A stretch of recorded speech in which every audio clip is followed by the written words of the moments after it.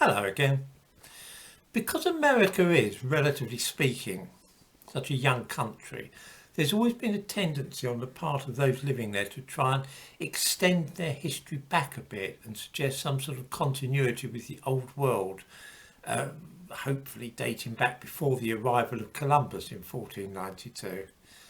The Mormon Church is, of course, an American religion predicated upon the idea that thousands of years ago Jews sailed across the Atlantic to America. Others have suggested that prehistoric Europeans came via perhaps Greenland or Iceland and brought with them Stone Age technology. There are also those that think that Irish monks, St Brendan, might have reached America. And then on the other side, there are those that think that Japanese and Chinese sailors could have crossed the Pacific and arrived in California, again, many years ago. More recently, the idea has been mooted that Africans crossed the Atlantic and that they were in America long before Columbus. The idea of Africans being in America before Europeans got there began in the 1970s. Here's a Reader's Digest book from 1977, and it outlines various ideas about the Chinese, Phoenicians and so on exploring Africa. There's a sculpture with what are described as Negro features and another one with Chinese features.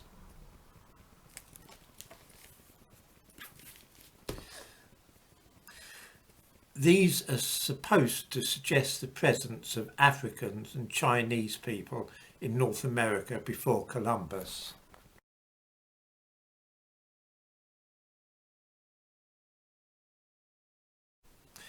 This is a really new idea. One of the things which kicked off the theory of an African presence in the New World was a discovery in 1972 of fragments of tobacco in the wrappings of a mummy in Paris. Later it was claimed that other mummies had traces of tobacco in them, a plant which only arrived from from America after the Europeans had brought it back. Could this suggest pre-Columbian contact with the Americas? Probably not. At one time, everybody smoked all the time. Even archaeologists examining mummies would do so with cigarettes and pipes in their mouths. And of course, when they were being discovered, people were smoking like chimneys most of the time. It would be surprising if there weren't fragments of tobacco and nicotine in some of the wrappings of those mummies. The other thing is that when nicotine is found, it's not always from the tobacco plant. There are plants grown in Egypt in ancient times that contained nicotine as well.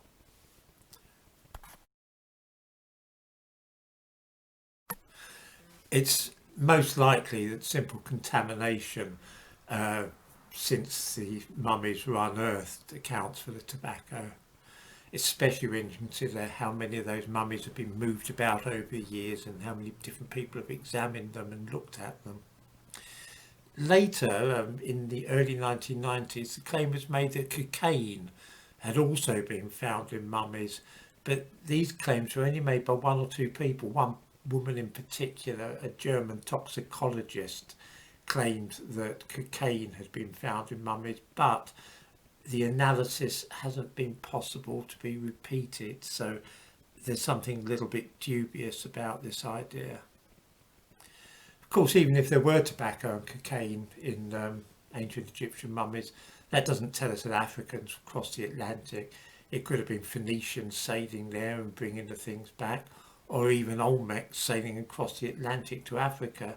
So the one thing does not lead naturally inexorably to the other. What other evidence is there of pre-Columbian contact between Africa and America? There's similarities between religious symbols and legends, but these same archetypes crop up in other cultures as well, so this evidence is weak. I'm thinking of things like the story of the flood, which crops up in South American legends, Central American legends, ancient Europe, it's in the Bible.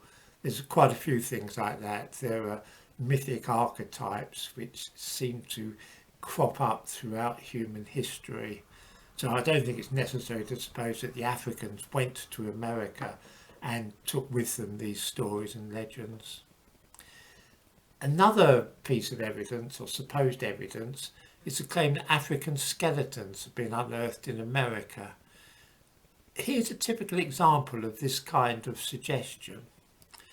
This is from a site which gives absolute proof, supposedly, that Africans went to America before Columbus. It says, Polish professor Andrzej Wyszynski revealed the discovery of African skulls at Olmec sites at Skeletal, Cerro de la Mesa and Mont Alban.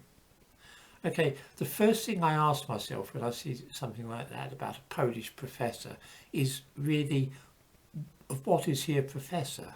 Is he an archaeologist, an anthropologist, a physiologist, doctor, geneticist?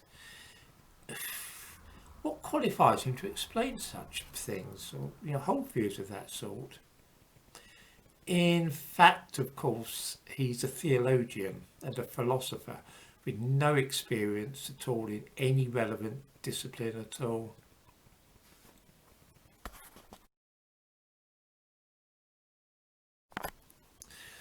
Being a theologian doesn't really give you the right to analyse skeletons and make any pronouncements on them. He holds some really weird religious views, and the supposed African skeletons kind of tie in with them. It's all nonsense anyway. No one else has found these skulls and skeletons. There's no evidence from genetics which suggests any African contribution to the DNA of early Americans. The sculptures of the Olmec sometimes show what might be Chinese or African faces, although this is a little vague. These might equally well be idealised or stylised faces. The same applies to supposed similarities in language between some American tribes and certain African cultures. Then, of course, there's the pyramids. There are pyramids in Egypt and also in Central America. Surely that suggests a link of some kind.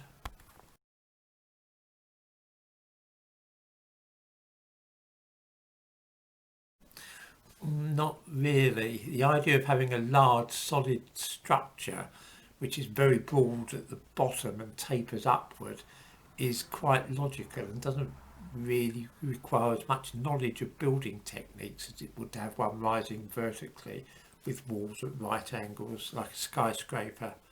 It's quite logical and not really surprising that two fairly sophisticated cultures in ancient times should both come up with the same idea. The evidence for Africans having crossed the Atlantic to America before Columbus ranges from the very weak to the non-existent. I can see why African Americans would want to promote such crank theories of history, because then it would allow them a strong claim to be the native inhabitants of the land, and it would be one in the eye for white people as well. I'm afraid that African colonies in America will have to go in the same general category as ancient astronauts and lost tribes of Israel, along with all the other crackpot theories of history which crop up from time to time.